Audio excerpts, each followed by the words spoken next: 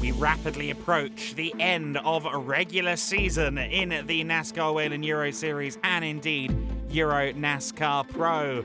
The drivers and the teams have arrived in the Czech Republic, the Autodrom Most, playing host to rounds 7 and 8 of the EuroNASCAR Pro season, an always well-attended fan favourite event. It's been a spectacular season so far for the drivers and the teams. In Spain, we would retroactively find out who the protagonists of our season would be. It was a great win in race number 1 for Cal Racing's Nicolo Roca. But in race number 2, we had this scrap between Gianmarco Ercoli and Alon Day. The 24 car, the former champion of EuroNASCAR, didn't come out on top that occasion. However, at Brands Hatch, Alon Day was as competitive as ever. He came to blows once again. Coming out of Druids Bend at Brands Hatch, the cars became interlinked. And unfortunately for Ercoli, his car was prohibitively damaged. He would ultimately be out of the race. After that contact, Alon Day would once again come out on top of that incident. However, he wouldn't come out on top in the race, owing to a drive-through penalty. A first win then for Speedhouse and Alexander Graf. Vallelunga played host to our previous race weekend, and once again we had the duel between the pink and the black, between Gianmarco Ercoli and Alon Day. Side by side once more, this time slightly less contact and drama than we had at Brands Hatch. However, there was some drama for that man Ercoli. Ran over a piece of debris, and that once again saw his car damaged beyond drivability. Bad luck striking the 54 team, the Cal Racing outfit once again. They will be ruining their fortunes in recent times and looking to bounce back in this weekend of racing. Race 2, it must be said, was a better time of it for the team at Vallelunga. They did see the checkered flag ahead of Alon Day, but Day comes into this one with the advantage in the points table. As you can see there, 12 points. And Gianmarco Ercoli all the way down in 8th. We thought he'd be the main title contender, but Nicolo Roca and Martin Dubek sit 2nd and 3rd in the championship right now. There you see our format for this weekend. Of course, the cars tend to double duty between EuroNASCAR Pro and EuroNASCAR 2. And this is the circuit that they'll be taking on this weekend. 21 corners across 2.62 miles. The frenetic Autodrom Most playing host to us this weekend. And round 7, our first race of 2 this weekend at the Czech Republic circuit. Alon Day on pole.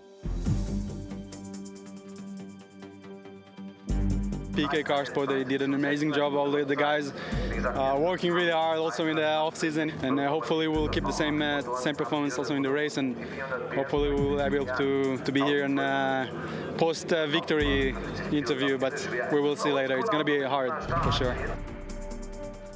It's always a good sign when you're speaking to the media, of course. That tends to mean you've done incredibly well.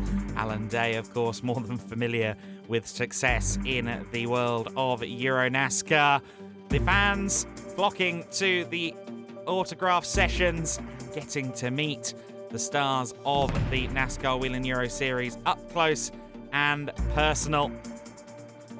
It wasn't long, though, before the drivers were in the cars and ready to go racing. Alon Day and Martin Dubek together on the front row. Blake Amolin and Nicolo Roca together on row number 2. You saw on the track map the first chicane is very tight here at Autodrom Most, so it's going to be imperative that everyone finds their way through the first couple of corners cleanly. Certainly, Alon Day has got a fabulous launch towards the first corner. It looks like he will lead as they go under the Hyundai branded bridge. Has everyone got through cleanly? The answer inevitably is no. We've got some grass trackers and we've got Alon Day backwards. Alon Day has been tagged and he is facing the wrong way. There are cars all over the circuit and the gravel trap.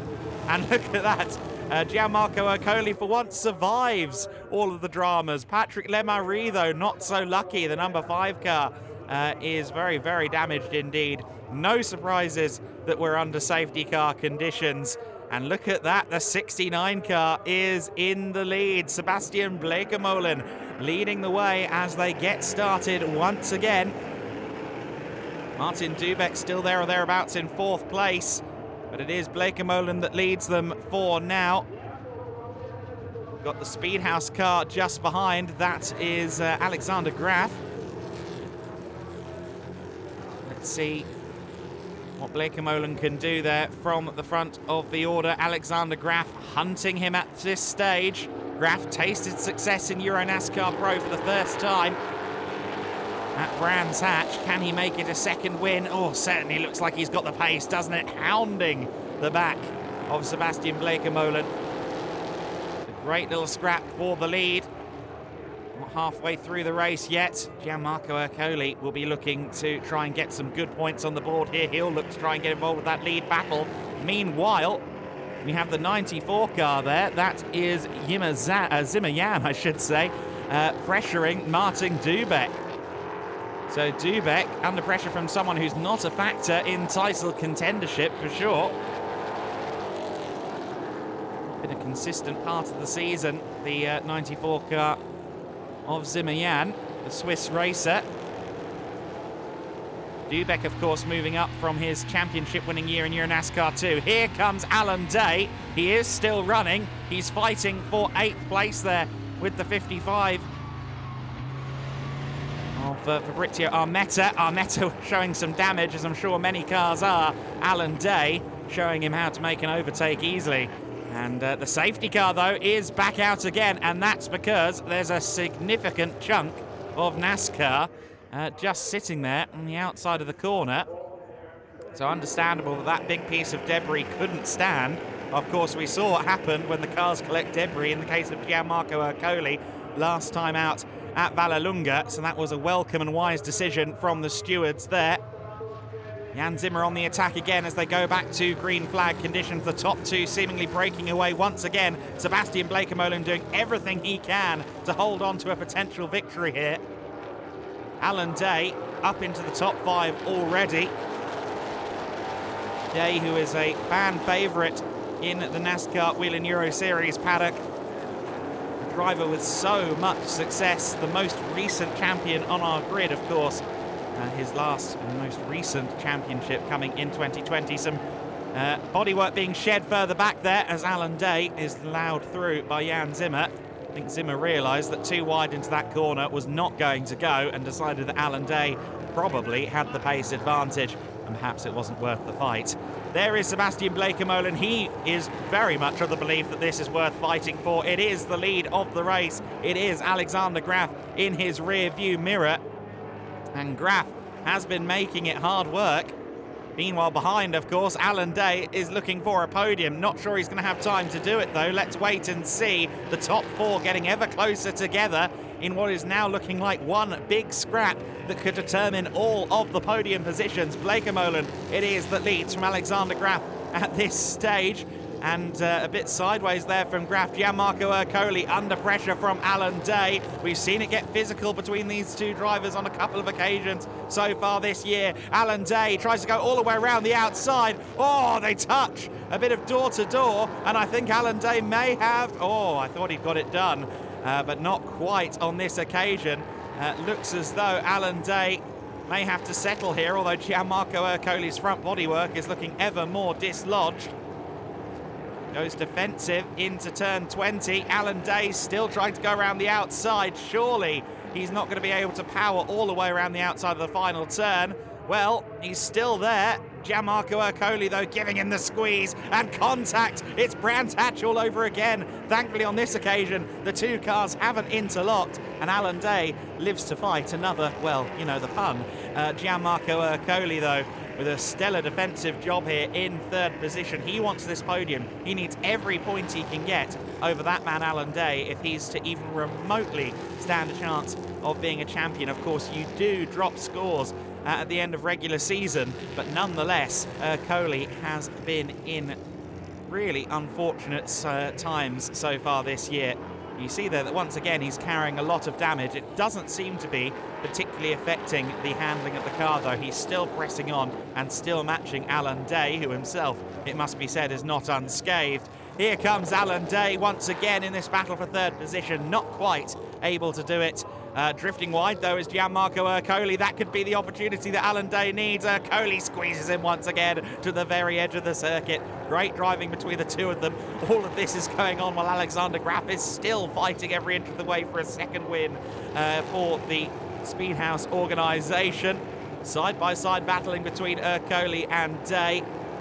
Bleekemolen still under significant pressure from the 64 car. I reckon, though, he may have done enough today. Let's keep an eye on Ercoli and Alan Day as well. Looks like Ercoli has held on to that third position. And there is your classification. It is a win for Sebastian Bleekemolen. He takes the flag first. He reaps the rewards, the benefits, and tastes success. It was an amazing race. It was quite easy to. Well, it ended up at the front, of course, after the start. I was a little bit lucky, but I could stay out of trouble, and then it was controlling a little bit of the race. Alexander was really fast, but I think we were the fastest on track. So a good race. Really happy. Happy he should be. That is a fabulous result for the team, of course. The eponymous Team Bleekemolen outfit. A great result as well for the 29 team. Alia Koluk taking the win. Their Challenger Trophy class going to Max Lanza. Great racing once again at Autodrom Most. Tune in for more on day 2 at the Czech Republic round of the NASCAR Will and Euro Series.